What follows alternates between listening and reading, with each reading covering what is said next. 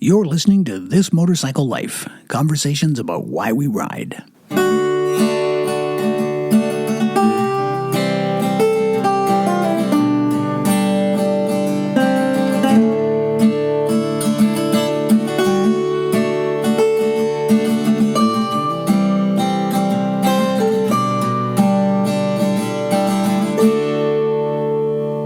Episode 36, Rebel Soul.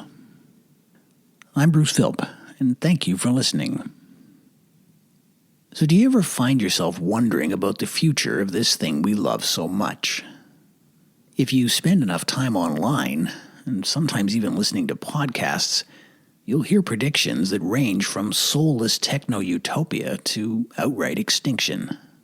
Either way, it seems like change is coming, and when something is as great as riding a motorcycle already is, well, that can't be good, can it? In a moment, you're going to meet an industry legend with impeccable credentials and a surprising answer to that question. Stay with me, and we'll get to him shortly. But first, this. I never want to let an episode pass without expressing my appreciation for your emails and reviews of this podcast. I know these things take thought and time, and I'm really grateful for that. But over the last few weeks, there's been a particular theme to your emails that I want to acknowledge and respond to. Specifically, I've had a bunch of listeners tell me that this podcast has helped them get through what has been, for many of us, a tough winter. And what I want to say is simply that by listening and reaching out like this, you've done at least that much for me, and probably more. So, thank you. And of course, you don't get to hear this interview without first hearing my pitch to show your appreciation with a gift to the Movember Foundation. Making a contribution is as simple as clicking on the mustache in my show notes or my newsletter and giving what you can to support this important work. Thanks to Tom, Royce, Mike, and Alex for digging deep this past month. You guys are the best. Okay, let's get started. I think this podcast probably does a better job with stories than it does with issues, but that doesn't mean I never think about issues and occasionally fret about them. And one such moment of angst recently sort of led to this episode. And here's the story. Like a lot of motorcyclists, I have a passing interest in all kinds of machines, including cars, and I recently came upon an article about a soon-to-be-released electric sports car called the Lotus Evija.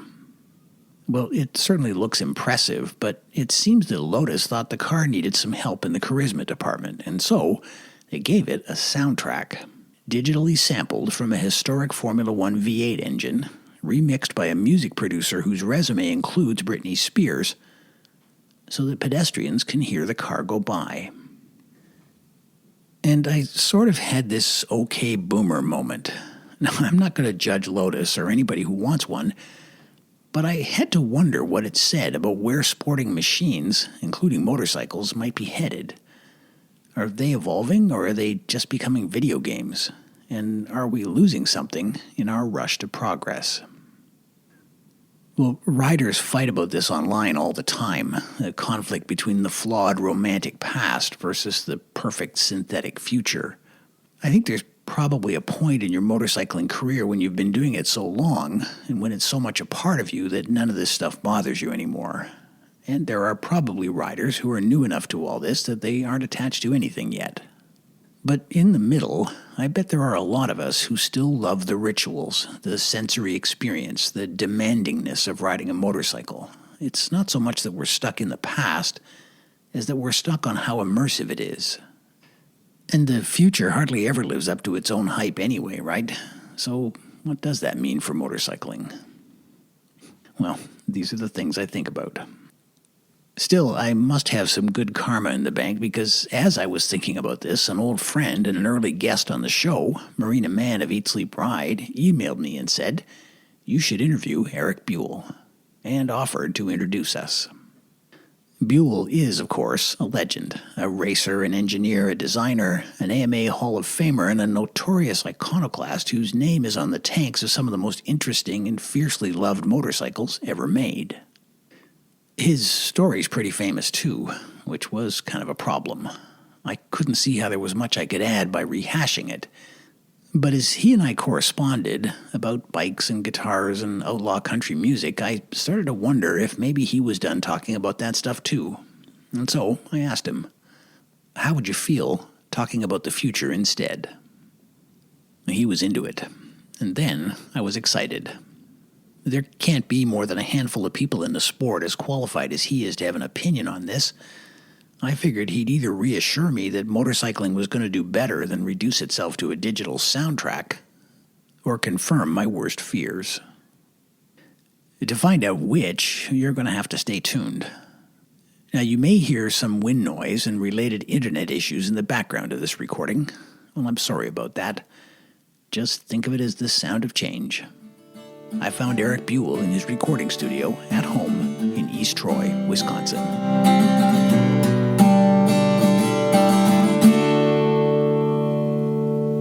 Hey, Erik, how are you doing?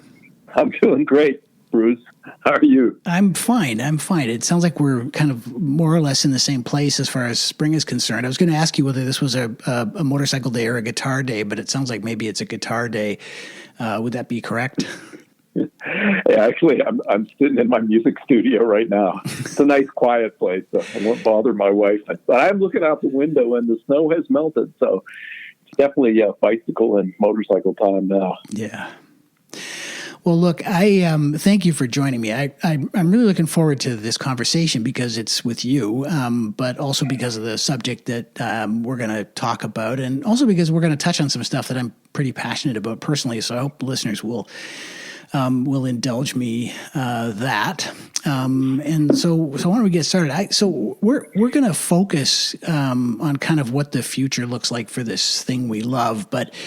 You know, as Shakespeare said, the past is prologue. So I thought it was important to spend a couple minutes getting to know you a bit first, if that's all right. And I wonder if we could start here. So I did my homework, and what little I didn't already know, I hope I filled in the blanks. And I want to situate the question in 1979. You're an avid racer. You've been racing for a long time. You've earned your engineering degree at night school, bless you, while working as a bike mechanic. And now you're looking for a job, which you would eventually, famously find at Harley-Davidson. And so I guess the question is this. If you can kind of recall that moment, how would you describe motorcycling in those days? How would you describe the culture, I guess, and the industry as you understood it at the time? It was a pretty vibrant time. There were a lot of brands and a lot of volume of sales, lots of exciting products and that sort of thing. So it was a good time. In the racing world, the turnout for the races was enormous, and so that was really exciting. There were new products all the time. They were selling millions plus per year in the U.S. And, in the racing world, the contrast is, I'd show up for the Daytona 200. I ran my first 200. I got my extra license in 1978. And there were 120 entrants for the 200 miler. Jeez. And they were global. I mean, there were guys from Japan and Belgium and France. And I'm top guys who ran, 500 GP series, South America, all over the place. And only 80 qualified. So 40 guys went home and 80 people would start the 200 miler. Wow. So that's how different it was. It was really, booming. And it was a lot around performance and racing and that kind of stuff, because the evolution of technology was very valid. All the things were really making motorcycles better, because, motorcycle from the 50s and 60s early were fun, but lots and lots of work to keep running. So all the stuff that was happening in the 60s, late 60s, and then through the 70s was the bikes were really getting good. So that, I think, added to the excitement. And, motocross was coming up and booming, as well as, road racing. So it was just real vibrant. And new. Yeah, well, exactly. I'm actually going to ask you about that specifically in a minute. But would you say that the enthusiasm for racing and the sort of improving product quality, was that reflected in a level of public interest? I mean, obviously you're selling a lot of motorcycles, so I guess it was. But did you feel that there was a high level of enthusiasm in the general public then too? Oh, for sure. It was really fun because it was back then when Kevin Cameron would be writing articles, and Cook Nielsen, and the magazines were had a lot of education in it. There was a lot of interest in what was happening. So even the mainstream magazines had a lot of articles on that, which have kind of faded away nowadays. But again, that was because so much was new, and that's what excited me. I love racing. Racing was a very big deal for me. It was important for me from a very personal standpoint. But beyond that, I liked technology. I liked engineering. So it was kind of, it was a really good time because racing blended those things together. A lot of different bikes being raced of different types. And, they hadn't settled much into a specific type. There was a lot of variation of what kind of bikes were, being raced together and stuff, and things were changing quickly. Well, that's interesting. I hadn't thought of it that way. I think we may wind up coming back to that. Given that, and so I know, I've read about your passion for racing, and I think I have some sense of how big a piece of who you are that represents. So I have to ask now. I realize, asking Erik Buell about Harley is like asking Springsteen about Born to Run, right? So, I want to acknowledge that, but I think it's worth talking about why you wanted to be there, because you really wanted to be there. You were very single-minded about starting your career as an engineer at Harley Davidson, and I wonder why an avid sport bike racer would want to work for a company that makes big cruisers. Well, clearly they need a lot of help. It's an interesting position to think about, put myself back in those days. And I really wanted to work on motorcycles because I was an avid racer and I was, into technology, and I had been a motorcycle mechanic. I had worked at every brand of shop there was. I worked at Ducati dealerships, and that's when Ducati was a little company. So I worked on Suzuki's, Yamaha's, Honda's, Kawasaki's, which were kind of my favorite of the Japanese. And then worked on Ducatis. And then I worked at a Harley shop for a while. So I had worked on all that kind of stuff. And that, was, so I really thought about it. Said, man, I really want to do that. And I wanted to engineer. I wanted to really engineer and design. And I talked to people I knew through racing who were, working with the Japanese companies, and they said, basically we just test bikes here, but we don't get to engineer them.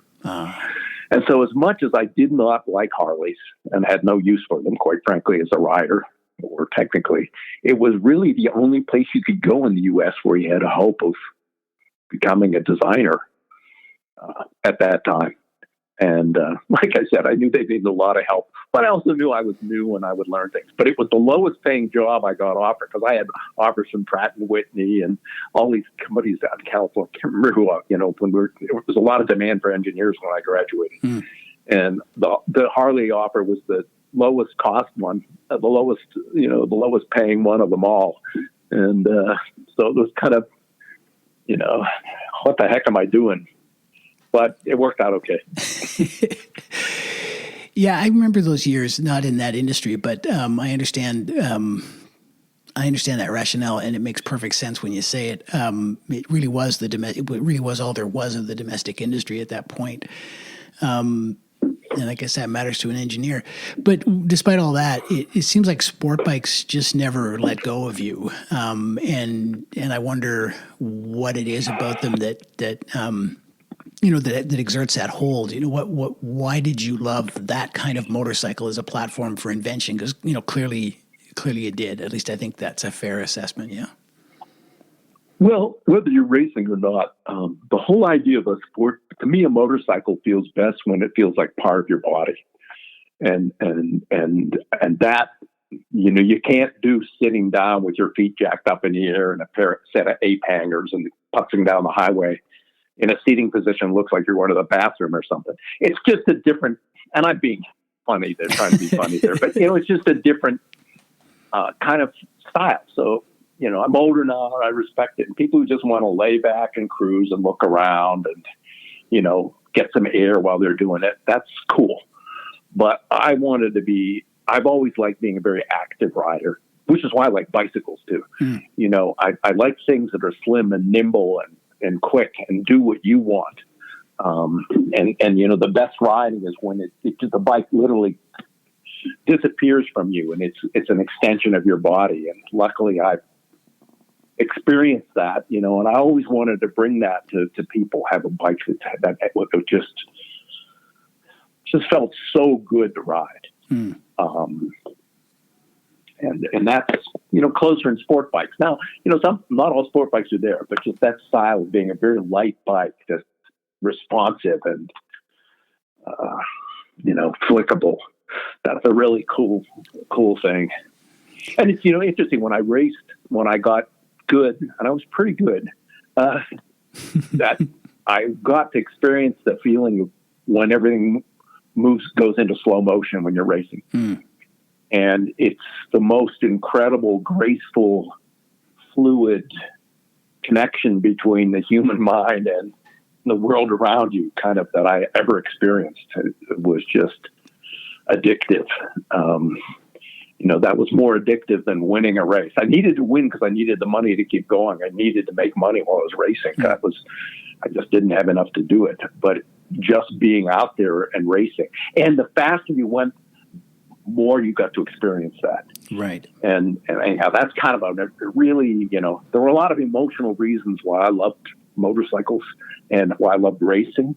And one of them was I wanted to prove to myself that I could be world class. And you're a kid from a farm out in the middle of nowhere. Somehow racing was very important for me to get good, nationally, just for my own self-respect. And then beyond that, I found this connection to the universe, or whatever you want to call it, that came from riding. That was I've never experienced anything, like that anywhere else. I'm sitting here listening to you and I'm thinking, boy, I really kicked this interview off with a dumb question because, of course, a racer and a sport bike rider is going to want to design bikes that go fast. So I appreciate your patience with me. Just trying to kind of warm you up. It does kind of raise a question, which kind of bridges to the to the thing that I'm most interested in talking with you about. And it's one particular bike that you built, which was the RW 750. And so I've got a couple of questions about that bike, and this will hopefully make sense when we get past those. So here's the RW 750, a square 4 two-stroke bike that you have personally described as terrifying to ride. And I realized that was sort of typical of Formula One bikes at that time. But even so, from everything I've read, this thing seemed like a feral beast. And despite being terrifying and despite being a challenge to build, you made it go 178 miles an hour at Talladega. Hats off to you. Now, I know that bike was partly about not wanting to be, disloyal to Harley by, riding a Ducati or a Honda. But still, I have to wonder, what was going on there? What made you take the risks and invest the work in a bike like that to make it go? It seems like you picked the highest mountain at that moment. Is that right? Is that square with your memory of it? Yeah, I don't know what does that, wildly ignorant optimism. That's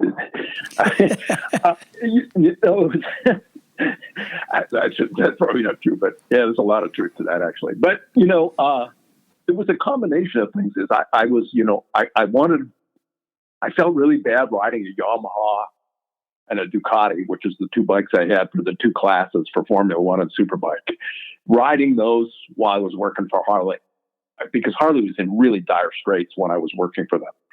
So I decided I'd ride something that had no connection to any major manufacturer. And then, I bought this Barton thing out of England, right, which wound up being a complete disaster. And I wound up then saying, well, okay, I'm already a motorcycle engineer. Can I fix it? And then I kind of got into the mode of, while I'm fixing it, maybe there's other people who would love to ride something American. And so it became more than just fixing the bike so I could actually have something to ride. And it became, the concept of being a business. And that's what started the whole madness of it all. And there was a transition there where I went from being a rider to becoming more of an engineer and more of a businessman, and happened to abandon riding, and I started the whole thing just so I could keep racing. Yeah. Started. Yeah, it takes a great deal of courage to do what you love for a living. Let's just put it that way. But you never went back to the track after that, right? Is that right, or did you? No, I raced it a few times for sure. I raced the RW a few times. I actually quit racing when I was up in Brainerd, Minnesota, and there was a race up there where two of my friends, fellow racers, were killed. Oh, geez. And I had my first daughter with me, who was in a playpen. I don't know, gosh, she must have been like 6 months old or something like that. And they were killed, which didn't happen often in racing, but it happened, and it happened because the racing organization were morons and weren't listening to the riders. And I realized I wanted to see my daughter grow up, and I quit. Yeah, I get that. That must have been traumatic. Yeah, Mark and Hugh. It was a hideous wreck. The guys in racing remember, and they were both killed. But and it was because the race organization wouldn't listen to the riders who were saying this track is wildly dangerous. You have to change it, and they didn't. Wow. My endless battle with bureaucracy and groups. God. Well, a picture starts to emerge, which I think we'll talk about. And so I asked you that question about why did you put your whole heart into that RW 750, and I kind of suspected the answer was going to be because you're a romantic, and it doesn't sound like that's too terribly far off. But you can feel free to correct me if you like. But that's the impression I get. So part of the reason that bike was interesting to me had to do with the timing, and it sort of goes like this. So shortly after your time with that bike, with the RW 750, Superbike would replace Formula One, and the RW 750 would no longer have a class, and that was a huge setback for you personally, but it also, in racing in general, marked the birth of bikes like the Honda Interceptor, for example, which suddenly made technology kind of the tip of the spear. And I remember Freddie Spencer saying that the dramatic, so I'm quoting him now, the dramatic speed increase from 1982 to 1983 was of a scale that you would never see now. And he sort of described that time as a sort of an era of constant change. So my question is not so much personal as it is about your perspective. It feels to me, reading this as somebody who was not there and has no history with it, that moment was actually a turning point for motorcycling's narrative entirely, like not just for racing, but for the whole thing. And when I think about the significance of bikes like the Interceptor, for example, looking back, it really seems like, the motorcycling equivalent of the birth of the internet, like something big happened. And so that's my romantic impression. And I'm wondering if looking back, it seems that way to you. Did that turn out in your memory to be an inflection point? Well, it certainly is something changed about the way the manufacturers approached racing. I don't know whether it was good or bad. And quite to, I don't really completely agree with Freddie, which is,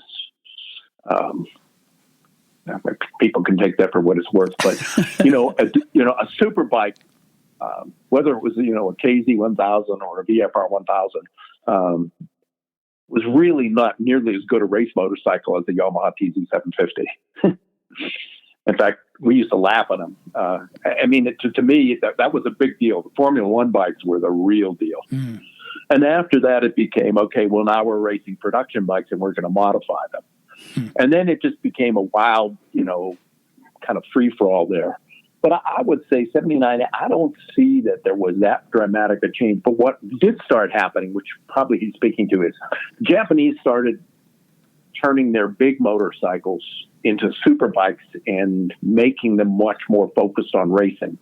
Since there was no class for race bikes, Before that, super bike was let's take your street bike and there's a class for it if it does, if it's not modified too much.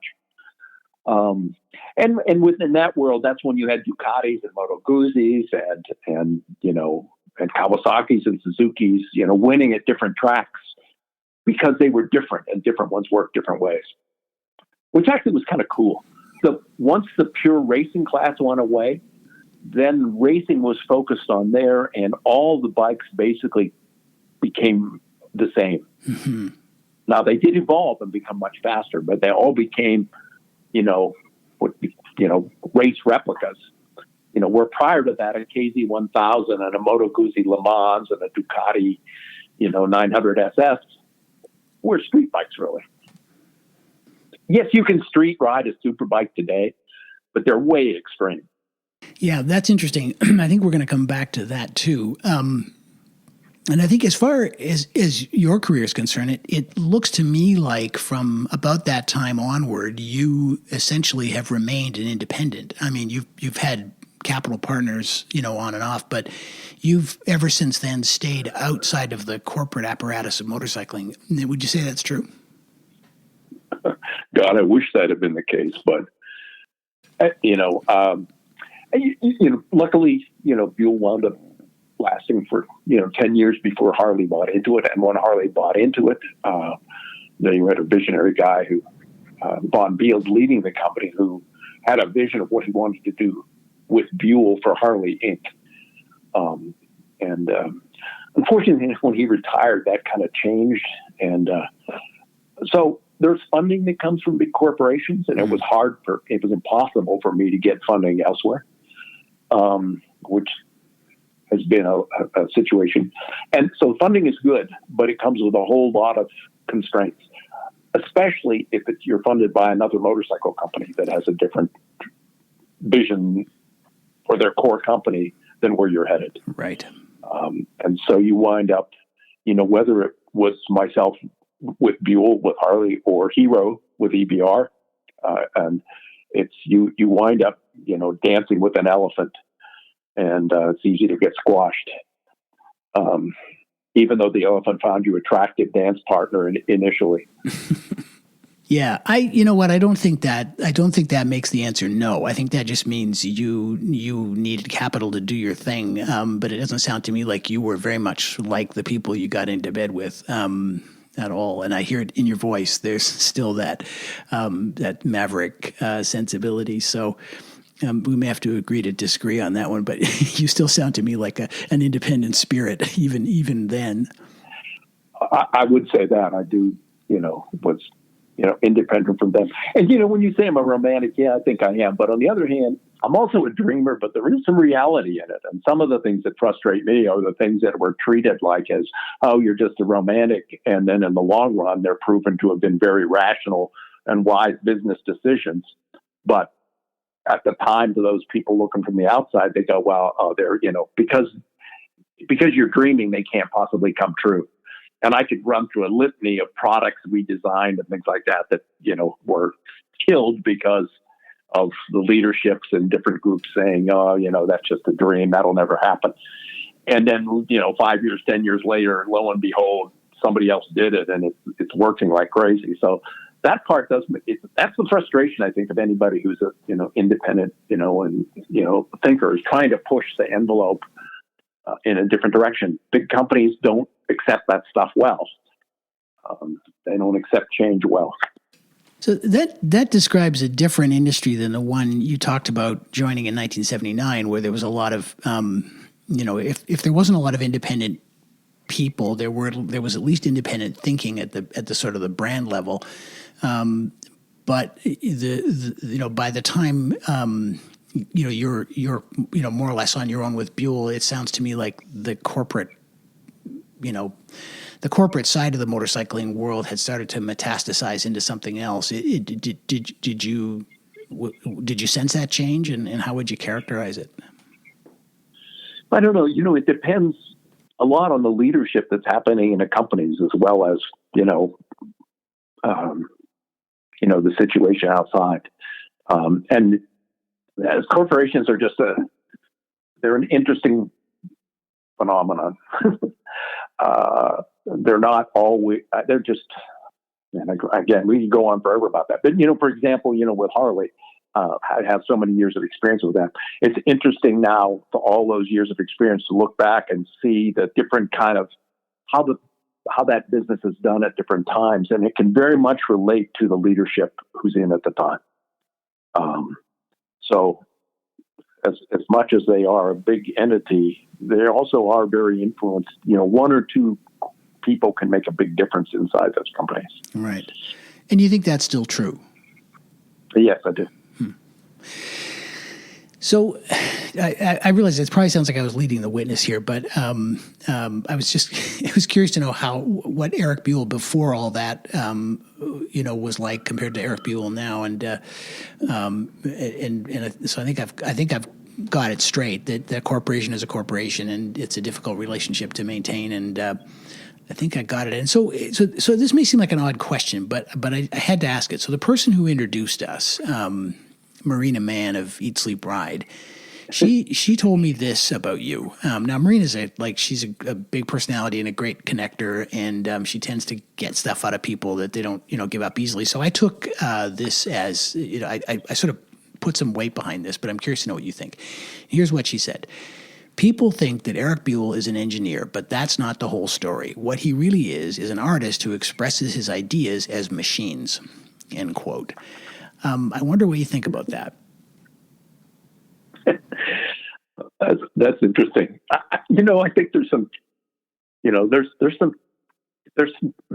truth to that. Because I do love art. I like music and I like making welded sculptures. I like doing things like that. And, but the engineering part has to be, real too. But it's a left brain, right brain, kind of battle or juggling thing that hopefully, they help each other out. And so sometimes and maybe that is what helps me see different solutions or something that's out of the ordinary, but in the end they have to work. They can't be art. Yeah. That's what I'm most proud of, with the motorcycles is that, that they're really good motorcycles that people could ride every day and put hundreds of thousands of miles on. And even though they're different, mm-hmm.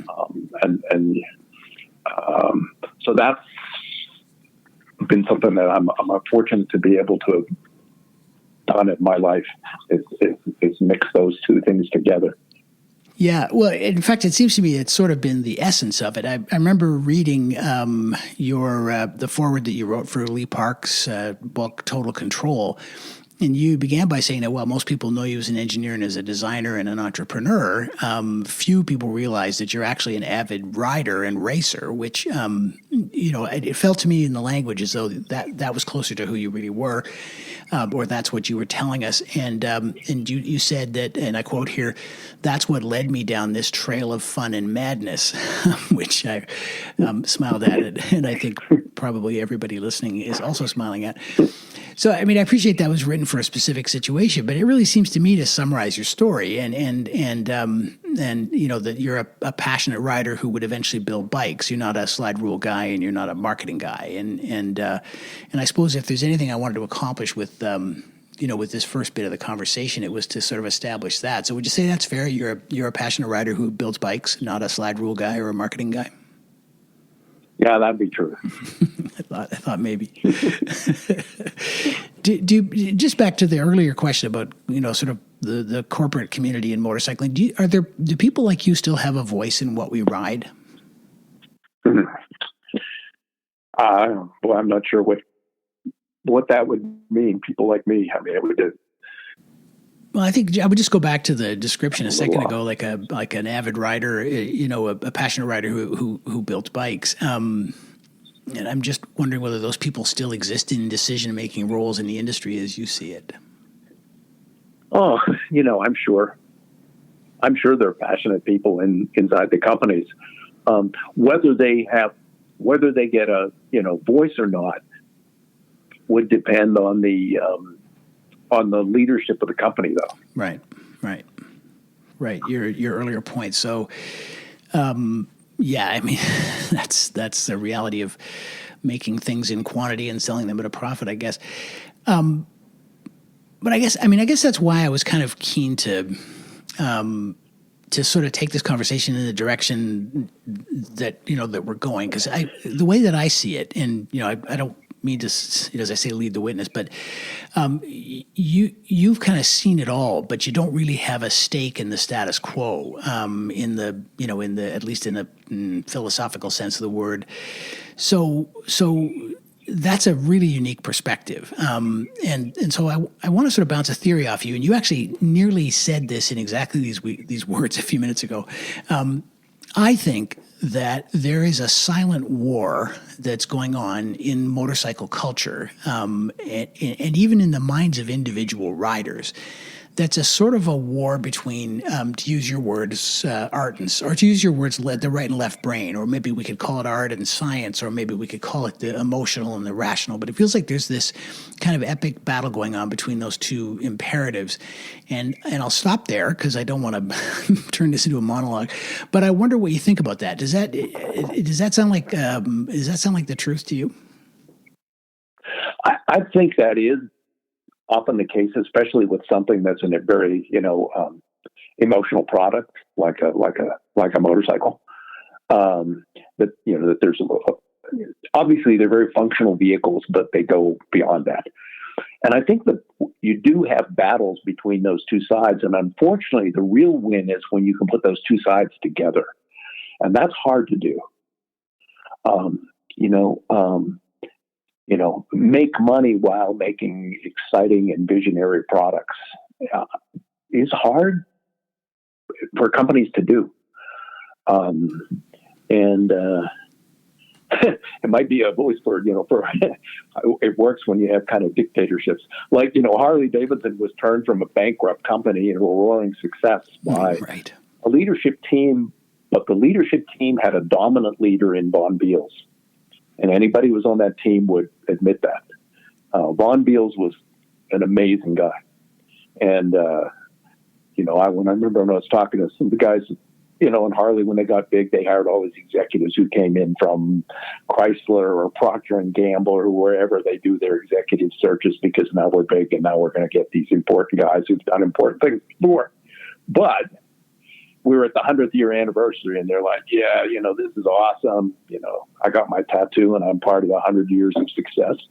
And I said, man, don't forget, this is 20 years of success. But because of 80 years, this company was almost non-existent. So that's something you guys should remember. And people were insulted by it, but I didn't mean that because I cared about the company. And the answer was I was actually seeing mistakes being made. And I wanted them to stop and think, how did Von Beals take a company that was in desperate straits? Their sales are down to 20-some thousand a year in 1980, and turn them into this roaring success. And, just wanted them to say, think about that. What did he do? So that's, an example of a guy who, and he was very dominant and pushing on his opinions. He had good people around him, but he would lead them. And a current example of that is even more extraordinary is Elon Musk. Mm-hmm. So it's having a vision and the ability to make it happen. And that's hard inside a lot of corporations, especially when they're, driven by, when the decisions are often driven by accounting the next quarter, how's that going to go? And nobody willing to take, a hammering for 6 quarters to come out the other end with a, oh my God, transformation, or 2 years. And so that's the battle it is, and it's not right and left brain, but it's that combination of, vision and practicality, romance. And you got to believe, Elon Musk is a romantic beyond me. I mean, he's going to Mars. For sure. Absolutely. I mean, and people would that's absurd, except it isn't absurd. Yeah. Maybe something will stop him or slow him enough along the day that he won't see it. But holy crap, what he's getting done. Yeah. And that's the kind of thinking that it's hard to combine. And I remember when I was on my own and running Buell, this kind of relates to it, and I don't know how a better way to describe it, but things were really rough with Buell. The whole idea of building a race bike had happened, and the AMA had, determined that's not going to happen anymore. So that business was gone. Then I got a call back from Harley saying, hey, want to come to back? You could use another engineer. We'll put you back in the company and you'll have an income. And, this is just a few years into Buell, 8 years before they bought it. And I kind of was, having soul searching, and I looked at, when you're really, really poor and really struggling, it's like, what am I doing? And I said, I got to think, am I doing something that's going to matter? And I'm a futurist. I love that kind of stuff. And I thought, well, okay, I'm into lightweight personal transportation, the freedom, something that you, an individual, can jump on and go. You're not getting on a bus and you're not getting on public transportation. So, what if I had, what's going to be happening 200 years from now? Would this product make any sense 100 years from now? And I thought, I'd like to have, maybe this business would still exist, building little things that fly through the galaxy, out in the asteroid belt that the ore miners are riding on, right, from one asteroid to another, down to the club after a hard shift, where they can get out of their spacesuit and have a drink. And I went, yes, yeah, I don't think everyone's going to be riding on a bus or lining up in queue to climb into a shuttle. I think this has legs far beyond me. And that motivated me to keep going, even though I was far from building, rocket scooters. Right. The answer is, yeah, this is worth doing. This is worth doing. This isn't just about a job. This is about, it's okay to try to make, dreams happen, because someday somebody's going to do that. And if you don't dream that way, then you're just going to do the same stuff over and over again. Hmm.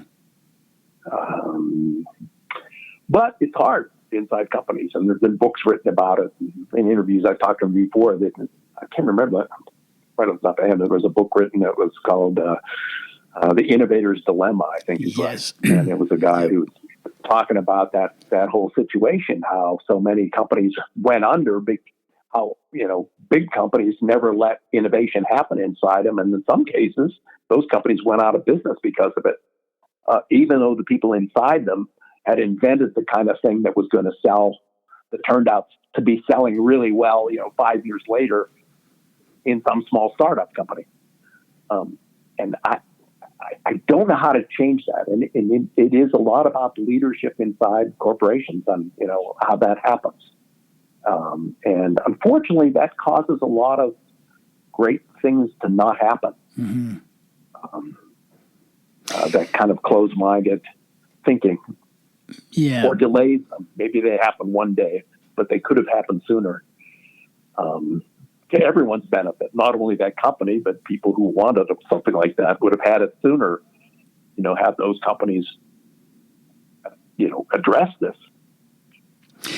Yeah, which I 100% buy. I agree with every word you said. The thing that's interesting to me is, so I spent my career in corporate marketing, and so I've spent more time than I care to think about, behind the one-way glass, watching consumers try to explain their lives to us. And the thing I find unique about the motorcycle industry, and the thing I find unique about motorcycling as a culture, is that it isn't just the corporations that are kind of stuck in, sort of stuck in their lane, but consumers are also conflicted about this. I mean, I don't know if you're foolish enough to spend any time online, but on forums, but if you are, you've no doubt seen debate after debate after debate about, do we need traction control, and do we need rider modes, and fuel injection is, makes you lazy, and ABS is only for people who don't know how to, ride properly, and equally vigorous voices on the opposite side, and a strong theme of nostalgia in the sport,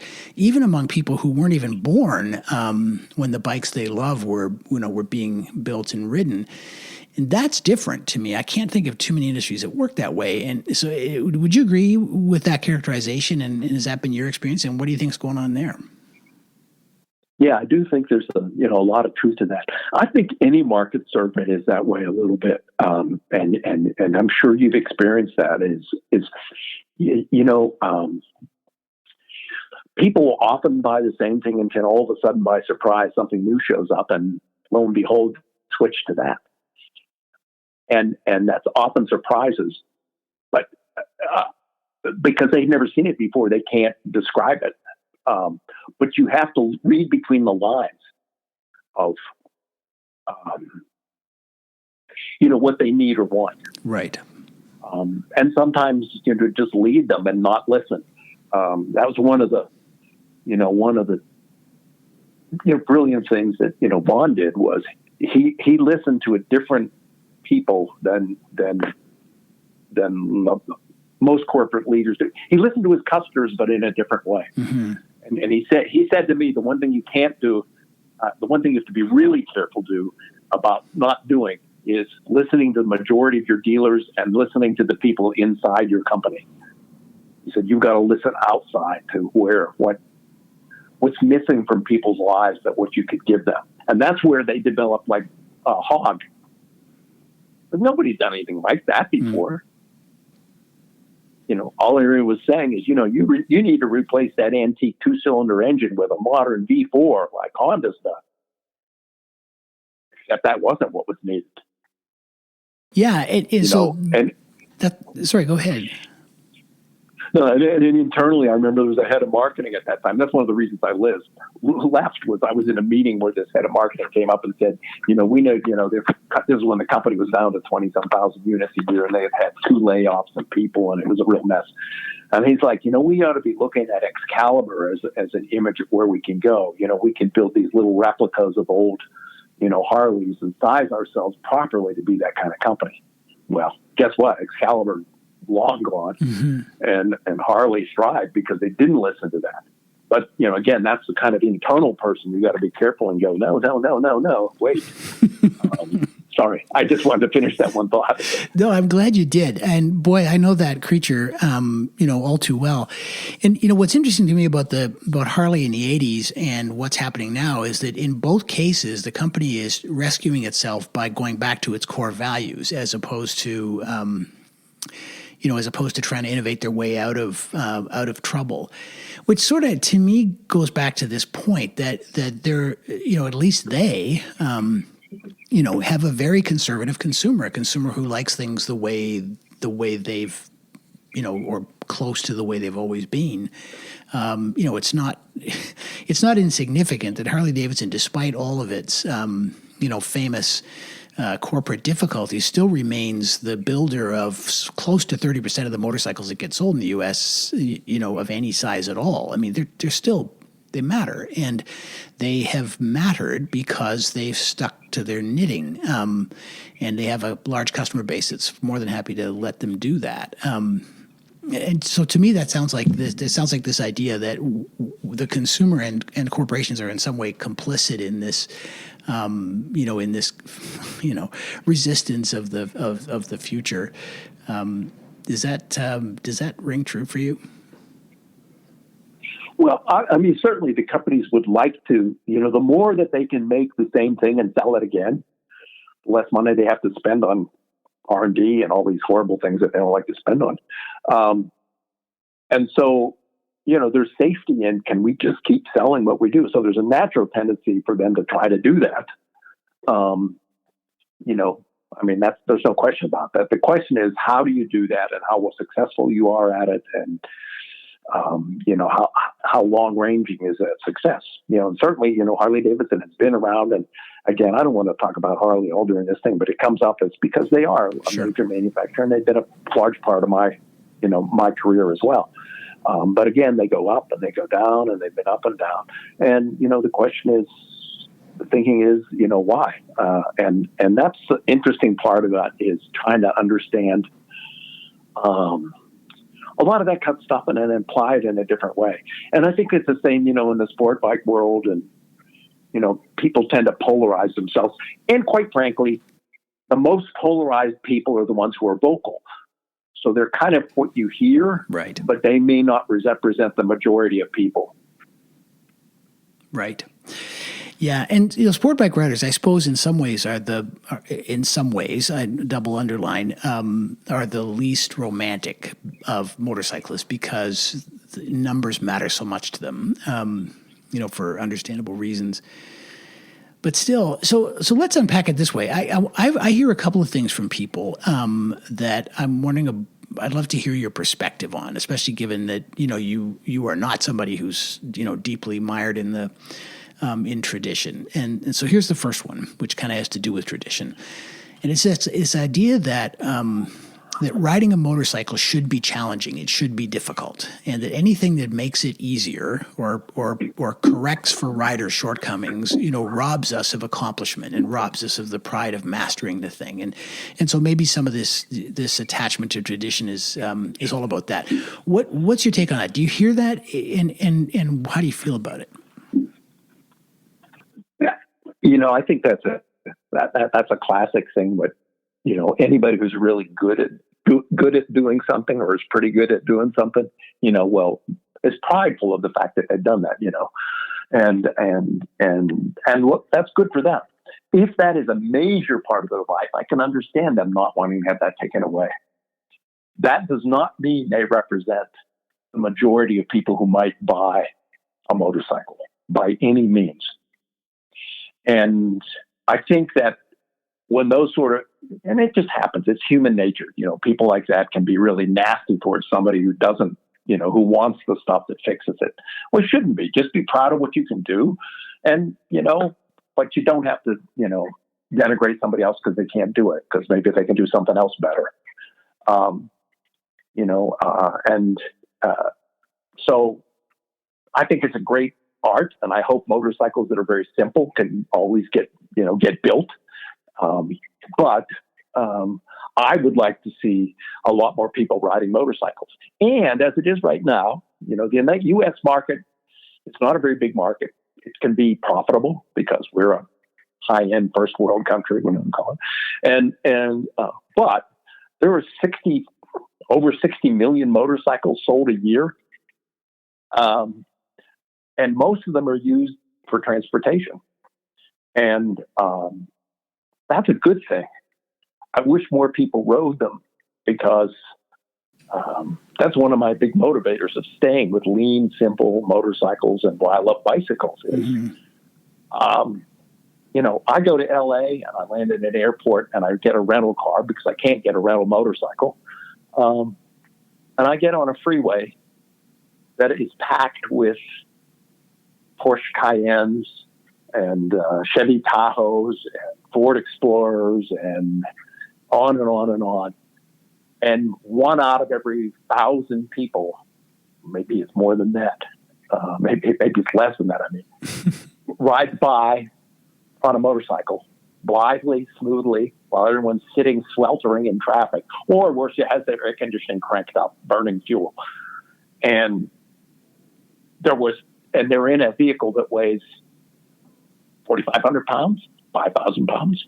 And all of that is metal and material that had to be processed and burn energy to do that. And I just find the whole thing madness. And the idea of, if we could put more people on motorcycles if they were safer, easier to use, hell yeah. What the hell are we thinking? Right. I don't want to be a 1%er. I just want to be part of I'm a 0.00001%er because I'm me. Everyone's different. Right. And the idea of these little culty clubs just bothers me. And that's so. I guess I'm not a big fan of some of the stuff that's about American, motorcycling in the USA, because it's so polarized and exclusive and sometimes to the point of absurdity. Right. And I understand businesses do that.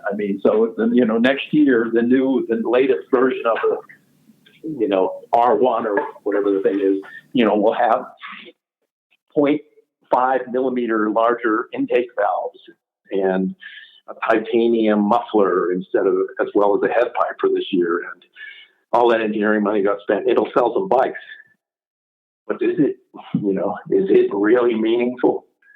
Not to me. That doesn't mean. So you're asking for me, my personality. Yeah, absolutely. To me, I want to do different stuff than that.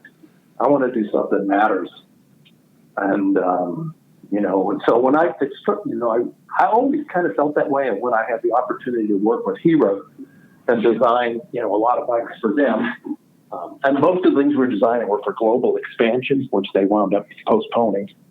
But we're also working on products that, sold for complete motorcycles sold for well under $1,000 retail. In fact, I think they were down around 700 back then.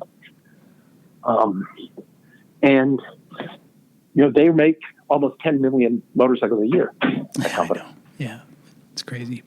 And they are vital to the economy of many countries around the world. Motorcycling is. Yeah. And so that to me is intriguing. And but some of those people just want a commodity, but some of those people want something fun and cool and nimble, but they don't have $17,000.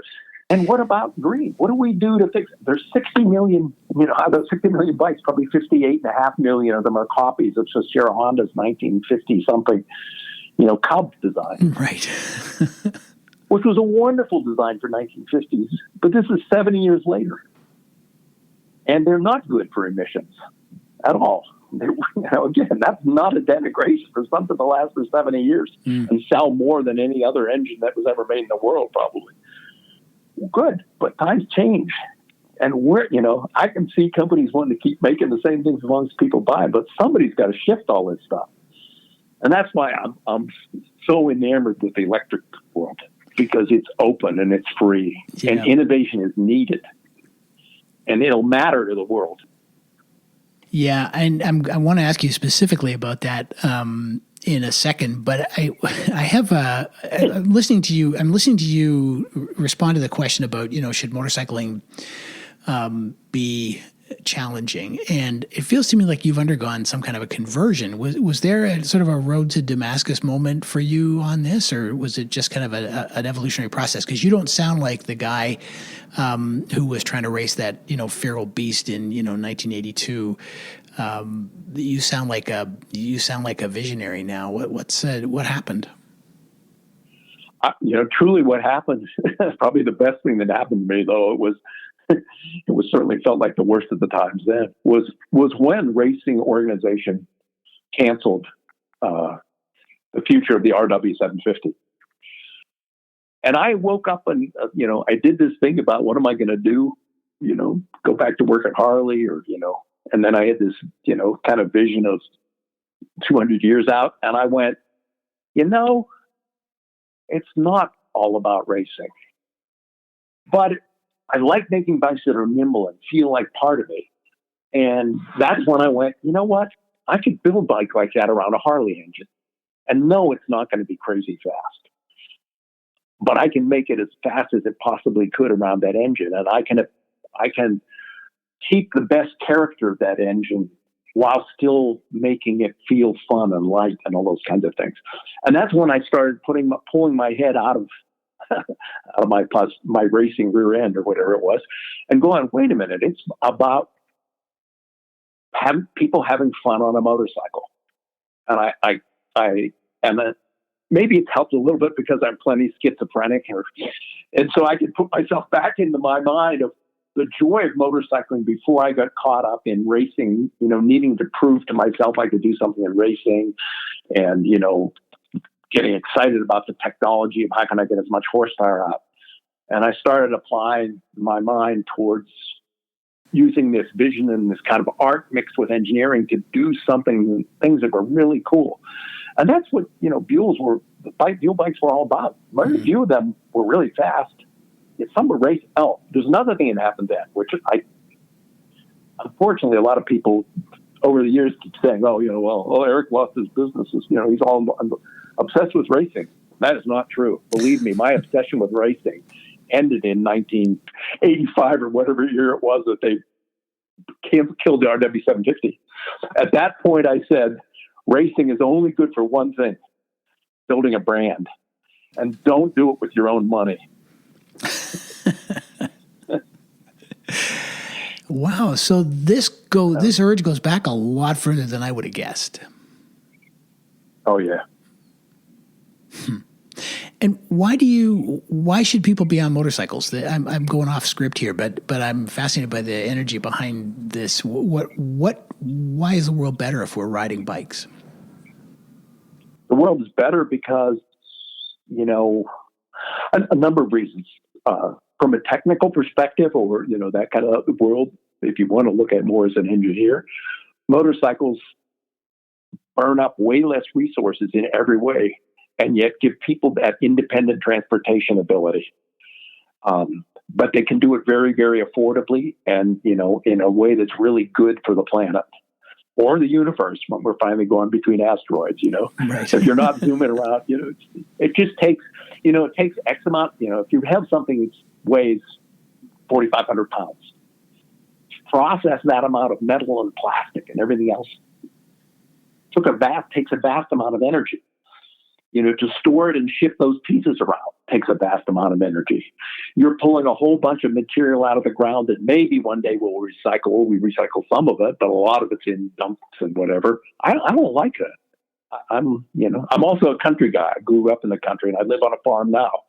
And I don't like the waste of material. I don't like that kind of thing. And I think that's bad, for the planet. So from just a technical engineering perspective, that's what it is. And no matter what it is, you're also moving it around. So if you're moving around, even in an electric car that weighs 6,000 pounds, that takes energy to move it. Yes, that energy is generated somewhere, hopefully not a coal burning plant, although I grew up next to West Virginia, so I relate to coal miners. But on the other hand, everything about it burns energy. And that worries me. It's kind of wasteful. And so then the second piece of it is the whole mentality of I'm in a tank that I'm protected with a zillion airbags in there. And so I drive it aggressively and violently, and I don't really care about anybody outside of me. And I'm listening to processed music and breathing processed air. And what about then the emotional side of me is like, why not be in the outside? Why not be breathing air? Why not be feeling the warmth and the coolness as you go down through valleys, hopping hills and valleys, that you get in a motorcycle or bicycle? More on a motorcycle because it's fast and the transition's quicker from warm to cool. Right. It's like, oh God, the sensation, and then that just ability of being athletic. And that doesn't mean it wouldn't be fine for there to be ABS, and it wouldn't be fine to be some sensors to warn me, because Lord knows if I had, eyes all around my head, I'd be safer, and that's great. I don't yet, but maybe I can add those. But that doesn't mean I have to be in an enclosed box. I just, I want to be aware and accepting of the world, and technology can actually help that. Sorry, I don't want to get into a monologue. I get go on it, and I love this stuff. I'm thinking about it, and it is a big deal to me. So, well, no, I think it's. If I get going too far. No, but you go all you want, because so this is sort of how to put this. I've had this discussion with a few people over the years that I've been doing this. This idea of why would the world be a better place with more motorcycles in it, and people have tried to answer it, but I don't think I've ever heard anybody be quite so clear that if there were more motorcycles, we'd be better people. And yet it squares with the avid riders that I know, especially the long distance ones. They always talk about how the world is a friendlier and more hospitable and decent place when you're not in a car, and so I think that's kind of what you're referring to, and that strikes me as kind of worth fighting for somehow, even more than the natural resource consumption issue. So you didn't go on too long at all. I think that's really interesting food for thought. So I said I had two things I wanted to bounce off you that I hear from people, and so this is the second one, and it's going to be interesting to hear your answer to this, given the business you're now in. And it goes like this: the motorcycles that people love the most are not usually the best motorcycles; they're usually the most interesting motorcycles. And so character comes from idiosyncrasy, and it comes from sensory experience, and especially from engines. And that rings true to me. My favorite bike is not my best bike. and when we think about things like electric bikes, and when we think about even about these sort of platform bikes and engines, which a number of manufacturers are doing now, even with internal combustion, this whole idea of character seems endangered somehow. But I think maybe you're going to tell me that it's not. But what do you think? Is that where character actually comes from, and is it in danger, and would that be a loss? It's just a different set of sensations, and maybe I'm influenced because I'm really hard of hearing from too many years of motorcycles and loud stuff. But when I ride, I do a good bit of bicycle riding. I've had a few years of some physical issues that have slowed me down, but hopefully this year I'll be back to riding. I do about 600 miles a month on a bike. And on a bicycle and non-electric, although I'm riding an electric bike now, but just a pedal bike. And it's just a different experience to be quiet. And so when you're riding an electric motorcycle or electric bike, you realize it's a lot closer to that.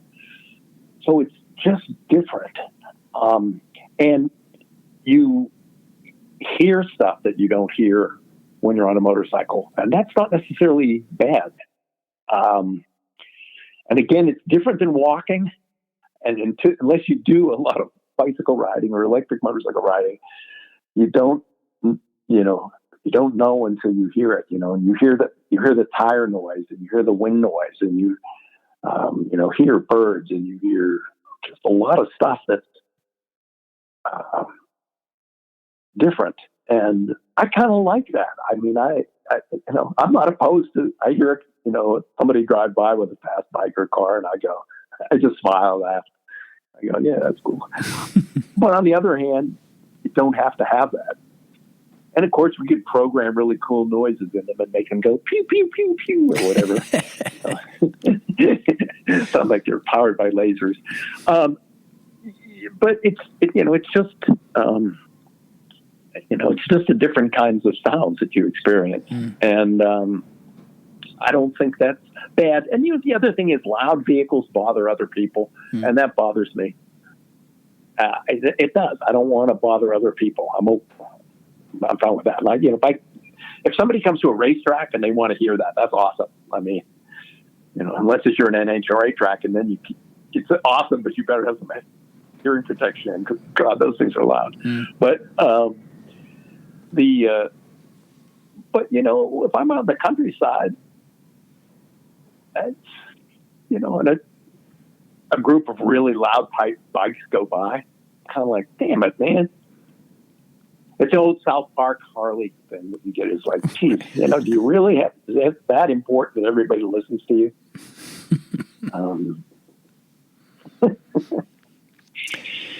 Yeah, that's interesting. So, I kind of got the answer I expected, which is that you're not going to miss it as much as you think. And I get that, but I'm maybe not totally clear on where character fits into this, and maybe we'll figure it out as we kind of go through this. Because I wanted to tell you that I had a listener in Boston whose name is Mike, and he owns a few Buells. His first one was a Lightning, and he and his stepson ride together on a pair of XBs. And I imagine he's a pretty fair example of the kind of people who are really fiercely passionate about the bikes that bear your name. He told me he bought that Lightning the minute he laid eyes on it. He didn't even ride it. And so I'm wondering, what do you think makes people feel that way about your bikes? Because I'm sure you're not unaware that the people who love your bikes to the point of madness. And so I wonder what you think makes them feel that way. Well, if you don't thought it even when you just saw it, he might not have even heard it run. So again, it's not all about engine. I think part of it, what is fair. They really look different, and yet the looks relate to what they do technically too. So innovation brings that kind of stuff, and I think. I think the visual thing of what something looks like is huge, is very important. to everybody. And I think how it feels and how much, the sensation of riding it feels. And there's many more sensations in your ears. And our bikes really did handle well. They really feel nice to ride. They're very nimble and very responsive and generally light, and the center of gravity is low. So they just, that's that whole thing of wanting to build a bike that feels like part of your body, not something that you're forcing around or that's awkward at all.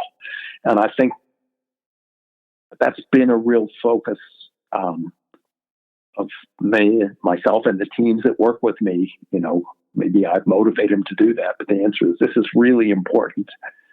And I think that's why people, love them. And yeah, the ones that, it's cool that they have the sound that they do, but I don't think that's what it's all about at all. I think, we showed one of the electric motorcycle, which isn't in production. We had a prototype and we showed it to a group of people, and it's pretty striking looking. And I think it looks right. And it was interesting in that on 2 separate nights, we had it in New York, and we brought in a bunch of members of like the New York Ducati Club, and then we brought in the Harley Club on separate nights.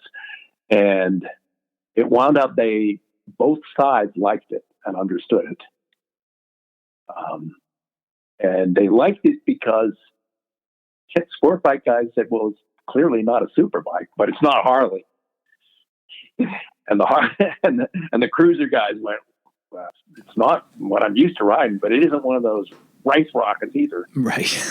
So finding that magical thing where it looks like a motorcycle and really looks like a cool motorcycle, but doesn't look like either side, that's really cool. And I think we've done that with that motorcycle. And that's what a lot of the XBs were like when we brought out the Lightning. It's like, what is that thing? Yeah.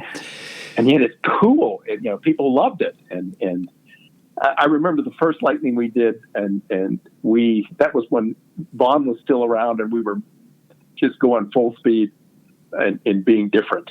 And I think that bike would never happen if he hadn't been around, because internally they're like, that's such a strange looking thing, And we had it at the first dealer show, and there was a guy they had who was just a really cool guy. He was their distributor for Italy at that time, a guy named Carlos Palamo.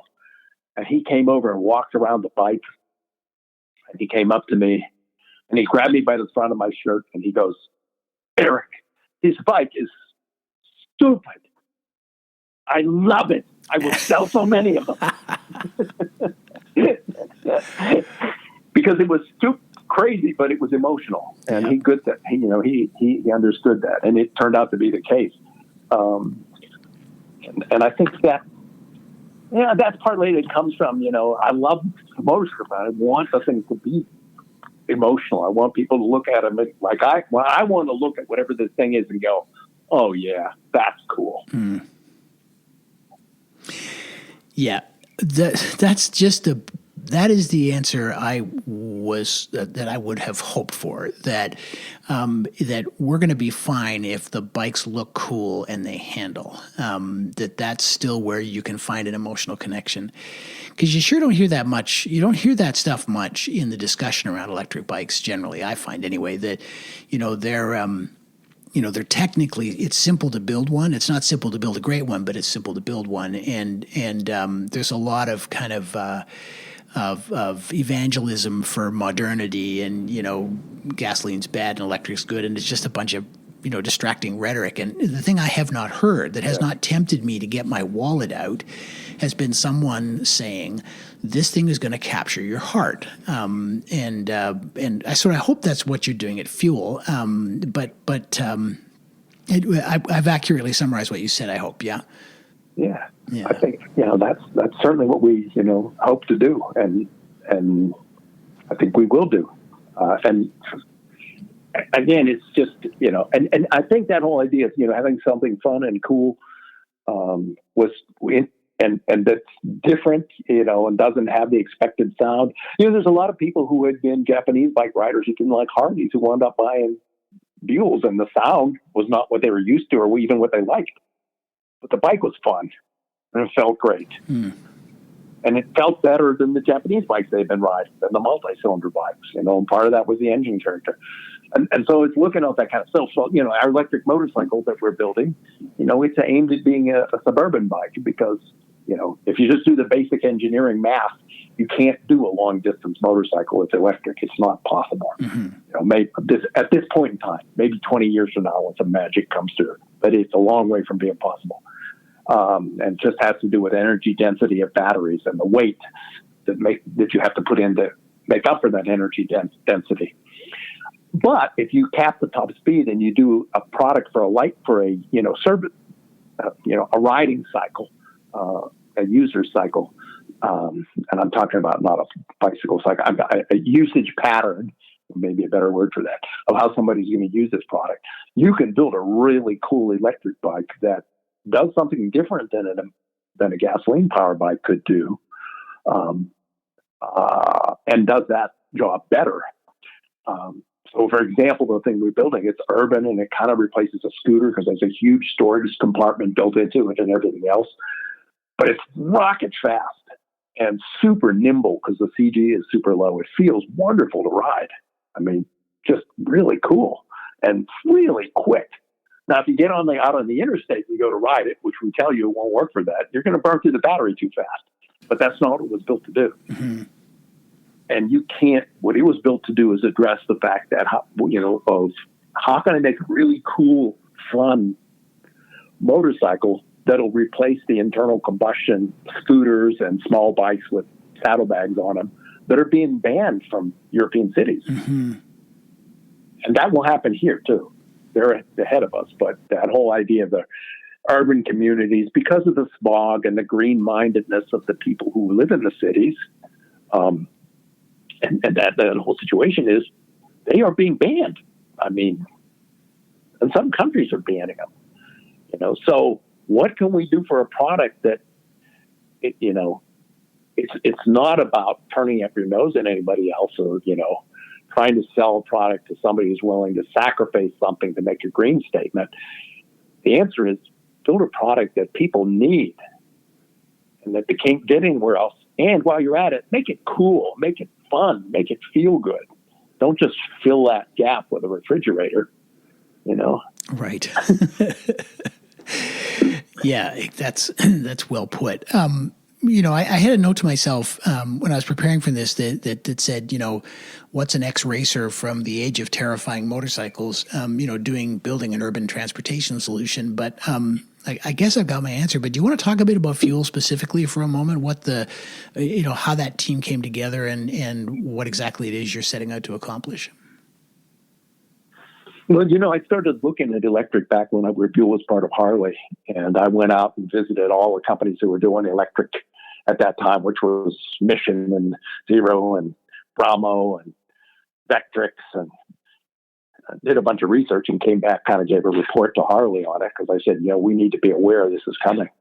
And then after that, when I had EBR, and then we started designing some products for where I thought it would work, but that never went anywhere.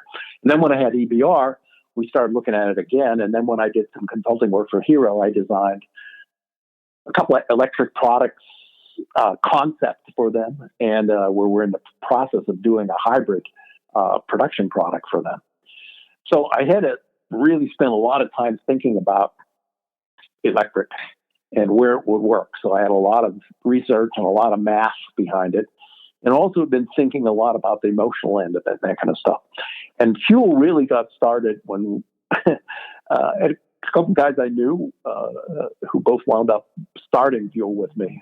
One guy is kind of separated from us now because he's too busy with other things. But between the three of us, we're talking about electric. And they both like racing. And they're like, electric bikes can be so wildly fast. And I said, yeah, they can be wildly fast for about 20 miles, and then the battery's dead. And so...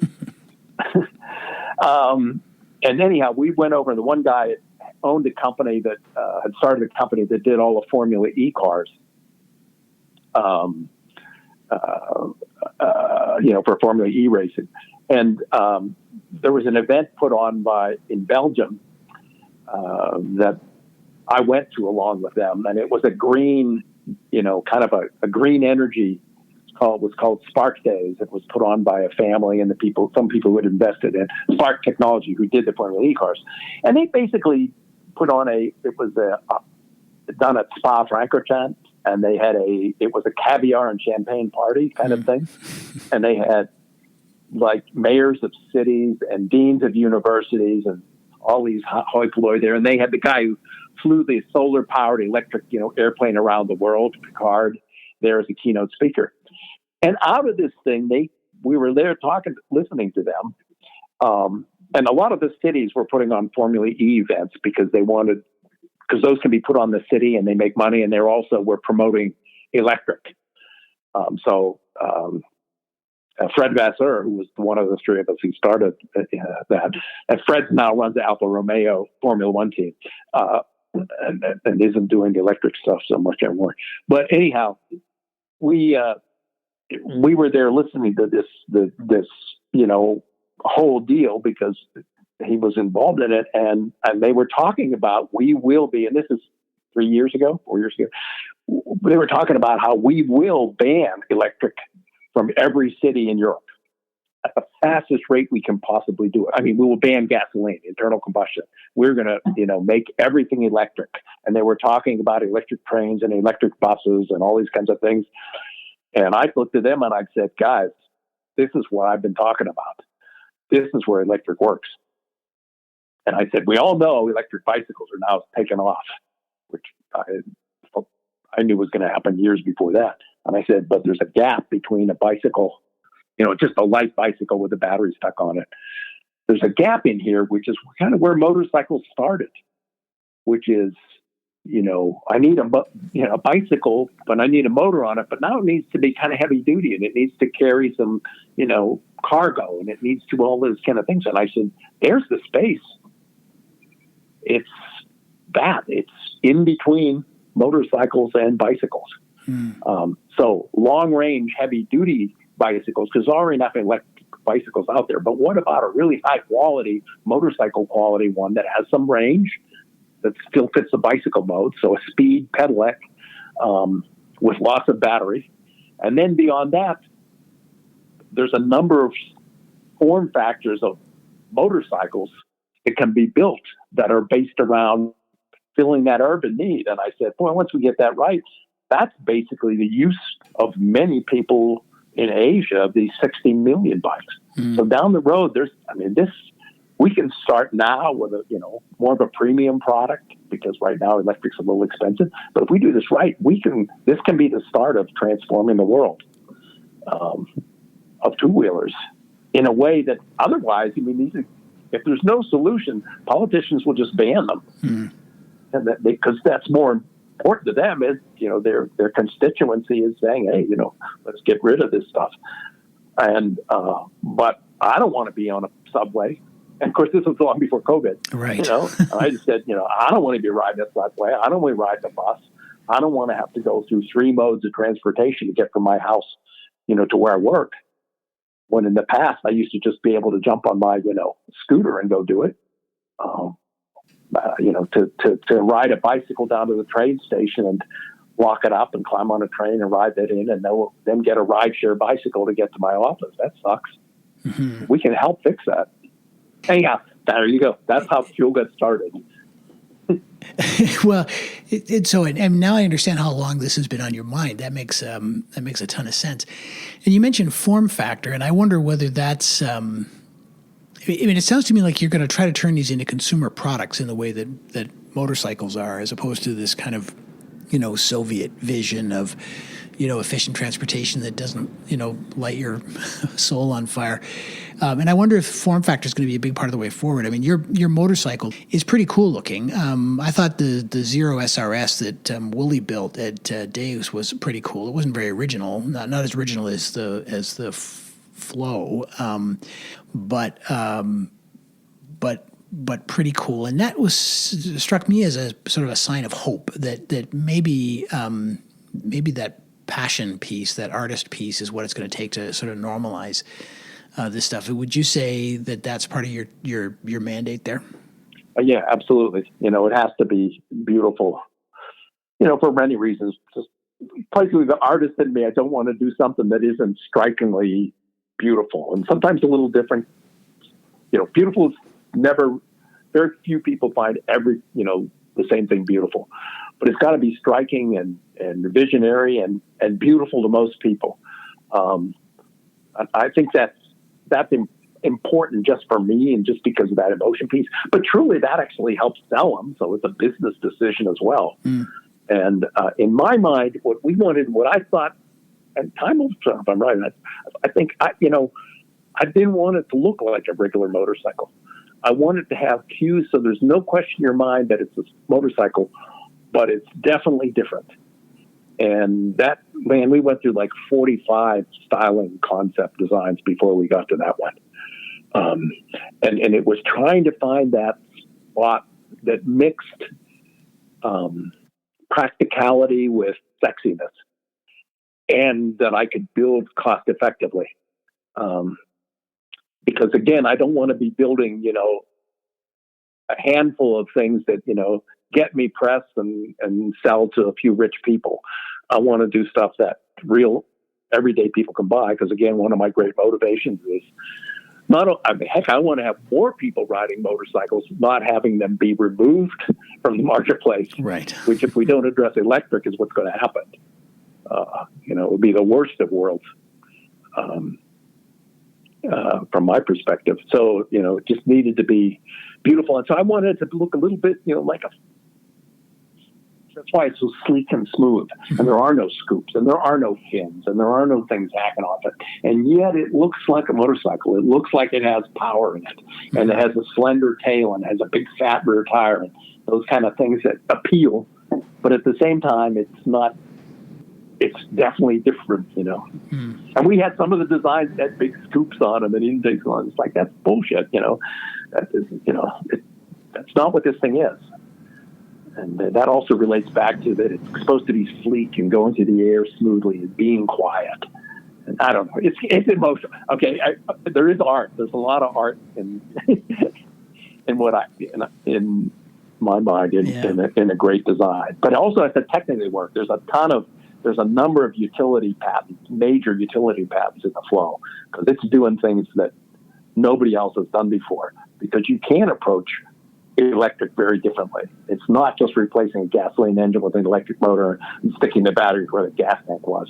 If you start from scratch, which is fortunate enough to do, and just look at things differently and only look at the key things, what does a motorcycle need to have to work well from a physics standpoint, from a first principles standpoint, and from an emotional consumer standpoint, not from how anybody's ever done it before. And you can accomplish all those things in a very different way if you kind of divorce yourself from the way it's been done before.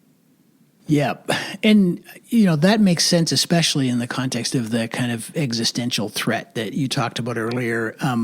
But I'm wondering, down the road, what that sort of vision has to offer the Mikes of the world, the guy I mentioned earlier, who owns a few Buells now, the riders who sort of fall in love with the beautiful, characterful machines and they end up with a garage full of these things. Will we include them somehow in this? Oh, I think so very much. I mean, that was one of the exciting things for me was, we were aiming this at making a really beautiful bike for people who use them every day, which a lot of Americans don't. And, so this whole idea of showing them to the Harley Club and the Ducati Club was to find out. And all these guys said, I definitely would buy one.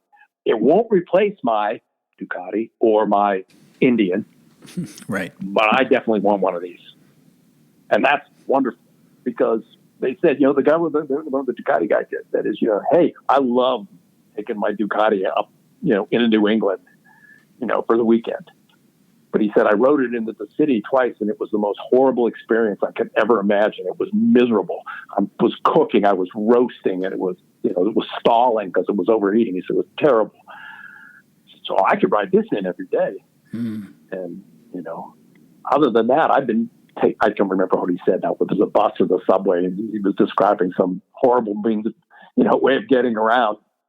And he goes, I actually probably would use this more than my Ducati, but I'm going to keep my Ducati. And that was the same kind of thing that, that we were hearing. And that's wonderful. That means, it works for everybody. It's funny. I when we first, kind of met by email, I became aware that you're a musician, and what you just described to me sounds like every guitarist I've ever met. It's like, I love that thing. I'm going to add it to my collection. Right? The N+1 thing. It's funny, right? There's a quote that a guy has that I know that's on a good trumpet that I love. It says, "I need more Mel Bay and less eBay." Mel Bay was this company that wrote music, teaching books. But instead of taking lessons, we go online and buy more guitars. Like because you can never have too many. Yeah, it's interesting. I could use a little more talent, though. Damn it. Yeah, well, that's something that keeps me out of music stores. Is I don't feel I deserve any more than I've got. But sorry, this is probably a terrible digression for our listeners, but I just felt like that sounded very familiar to me. Your vision of the Harley guys going, I'd buy that, but it wouldn't replace anything.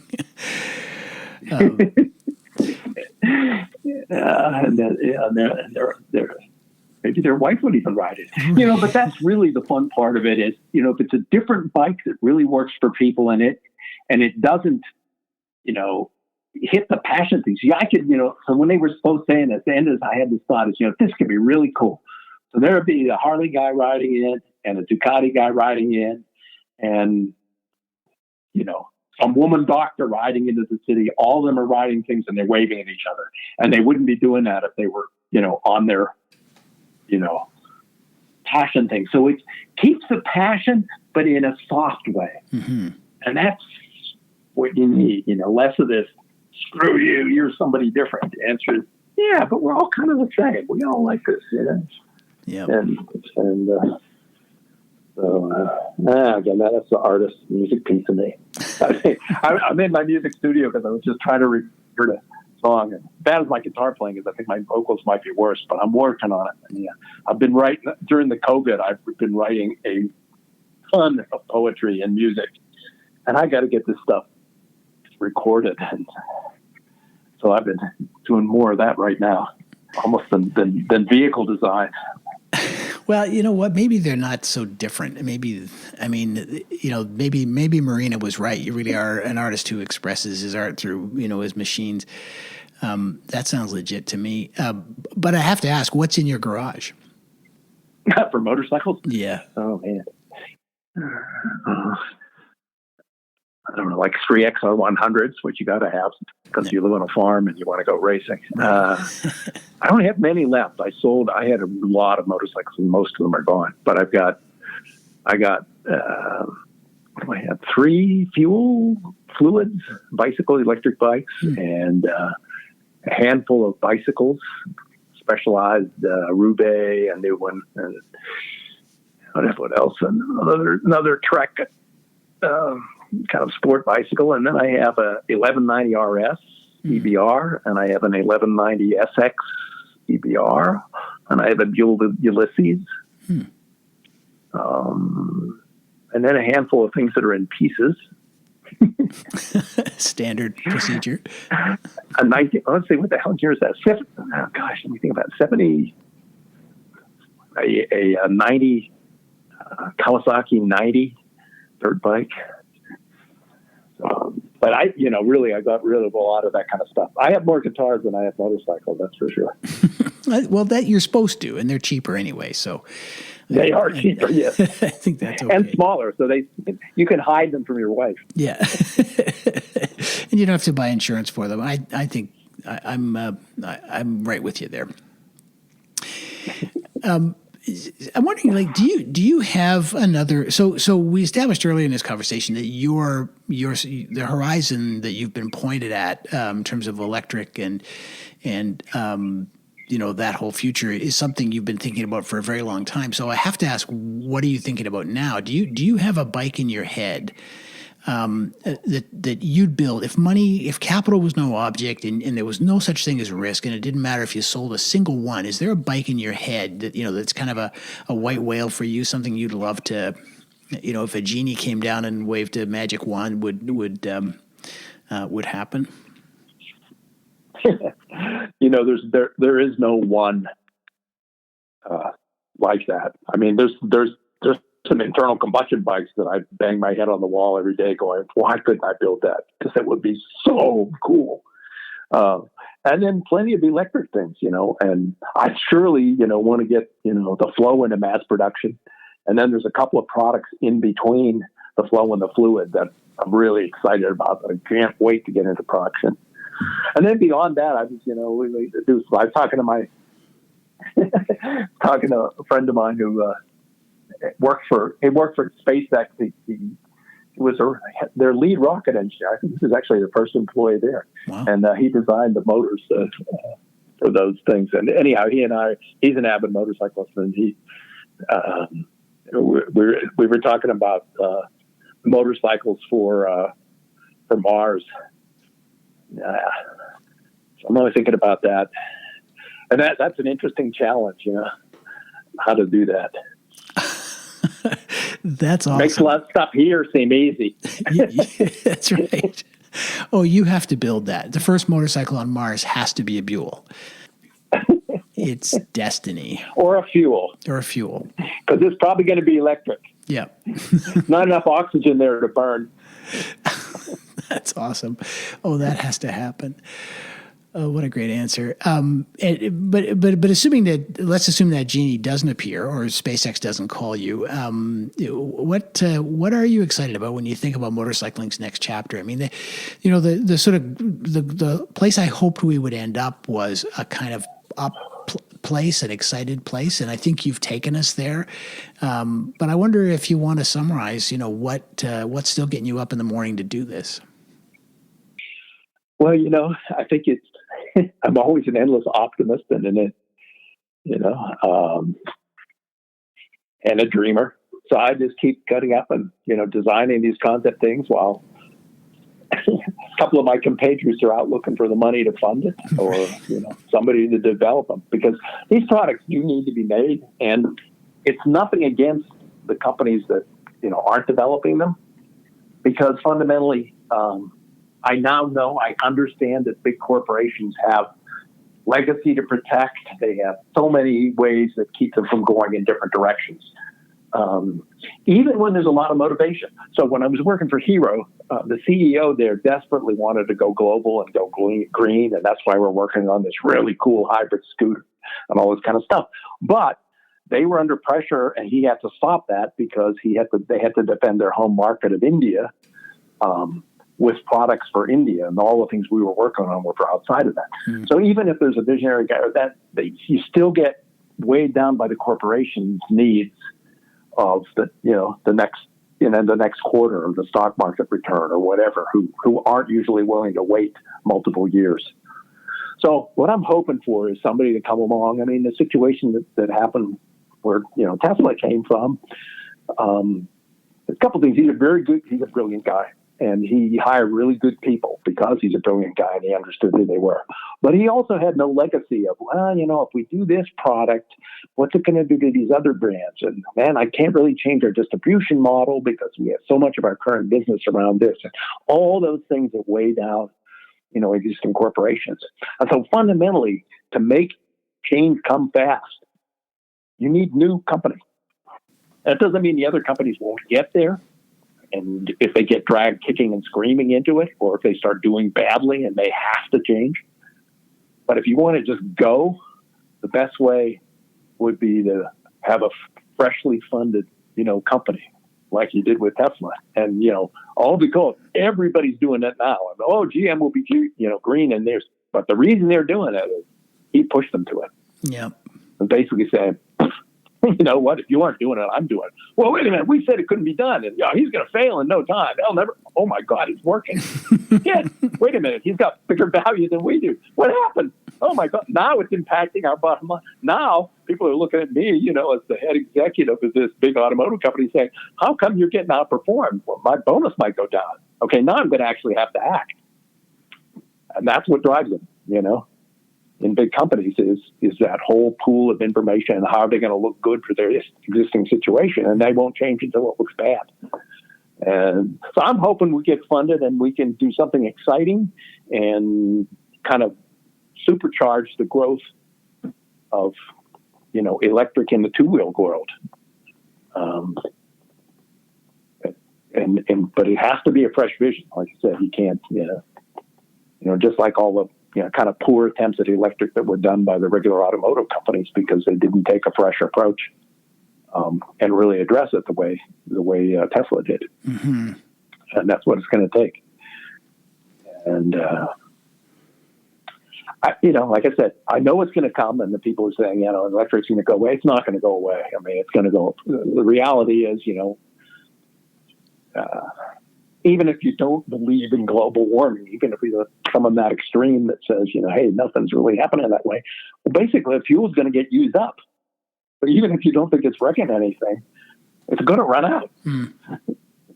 So electric can be generated in many, many ways. I mean, one of which is those. And electric is not perfect pure efficiency, but it can be collected with solar. It can be collected with wind. It can be collected with, hydraulically with water. It could be collected out in space and solar and beamed down to the earth. I mean, there's all kinds of cool things that the future will bring.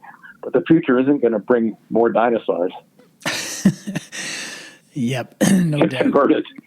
So it sounds like the answer to the question, what are you excited about, is you want to be the guy who scares the motorcycle industry into getting serious about electric. Yeah, I'd love to be part of that. It needs to happen, and I know I can help that and drive it. That's what I want to do. So I don't know that I want to be known by it. I just want to do it. Yeah, yeah. And you know what? If you can take that, that business and cause it to get the religion of looking beautiful and handling amazingly well, then you might just pull it off. That was going to get my attention. Yeah, I think I will. I mean, that's why I am still a passionate motorcycle rider. So whatever we do is going to be fun. Yep, I hear that. Well, listen, Erik, it's been amazing speaking with you. I'm so grateful you made the time, and I'm glad you were into having this conversation. I don't think I could tell your, the better known aspects of your story better than they've already been told. But I was really excited to kind of get inside your head. And despite my, despite my clumsy efforts, you really delivered. I'm finishing this conversation excited, and that's what I hoped for. So thank you. Oh. Man, I'm glad to hear that. I hope that I didn't. Listen to some of the things you've done, and you do a really diverse group of people, and some of them are really fun. And I'm like, oh God, man, I don't know if I can compete with some of this really cool stuff. But I hope I've given you enough material that will make you good stories. All the other ones you've done before were cool. So, no, thank you. Hopefully, you'll be able to make silk purse out of this hog's ear. You are far too kind. What I'm prepared for is to get 1,000 emails saying, why didn't you ask him this and why didn't you ask him that? So, but you were great, and I hope one of these days somehow at a show, if we ever have those again, we can actually meet in person. I'd be privileged, and I might just collect an autograph for my friend Mike. That'd be funny.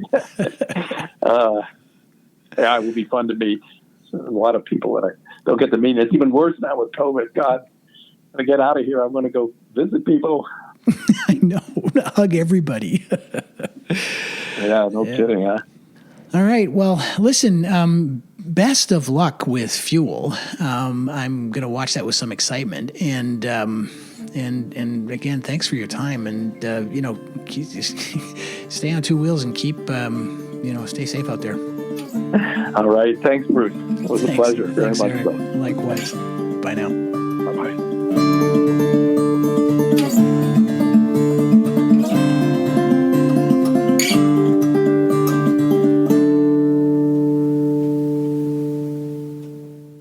So that was fun. And that maybe turns out to be the point. I have to admit that after listening to this conversation again, I felt like maybe it was me who was being overly romantic. I think a lot of us cling to the definition of a motorcycle that was normal when we began, a bit like people sometimes cling to the music they listened to in college. We want to freeze that amazing moment in time for as long as we can get away with it. And then you listen to a guy like Erik Buell, somebody with half a century of experience around these machines, racing them, designing them, building them, and doing battle in boardrooms. And without a doubt, there are things he's nostalgic for. But he also talked about motorcycles on Mars and said things like, just because you're dreaming doesn't mean it can't come true, and promised us electric motorcycles that can really set our hearts on fire, which all sounds a bit romantic to me. And two other things that I think are important here. One was how he sounded at times just like any rider I've ever met. He talked about how a bike feels best when it feels like part of your body, how it can be a connection to the universe, his words, not mine, and how we're all the same, and how the main reason he used to race was so that he could afford to ride. And the other was about how the future of motorcycling is going to depend on smaller companies with emotional leadership, people with a little rebellion in their souls. Well, you don't hear Clay Christensen quoted very often on motorcycle podcasts. Erik Buell doesn't have a problem with the future. He seems, in fact, to want to keep the past right where it belongs, so there's room to imagine something even better. And I guess if someone like that isn't uncomfortable about the future, well then maybe I shouldn't be either. The truth is, motorcycling has never stopped getting better, after all. And what that all adds up to, for me anyway, is that maybe it's okay if motorcycles keep changing, as long as we, and the people who dream them up, never do. Well, thanks for listening. You can find show notes for this episode at thismotorcyclelife.com. That's also how you can reach me if you have questions, comments, or suggestions. Emailing me at thismotorcyclelife@gmail.com works too, and I'm only too happy to reply. You can also find me lurking on Instagram, where I'm at thismotolife, and where I'm looking forward to posting more bike pictures now that spring is here. Well, this episode's playlist recommendation comes from the very recording studio where Erik sat for this interview. It's a jam session with Erik Buell on guitar and vocals, backed by pals Lee Williams and Daddy Rich on drums and bass. And they're playing an Erik Buell composition, fittingly titled, You're Not Alone. Well, you can't buy it anywhere, I'm afraid, but hey, things can change. In the meantime, keep staying alive out there. I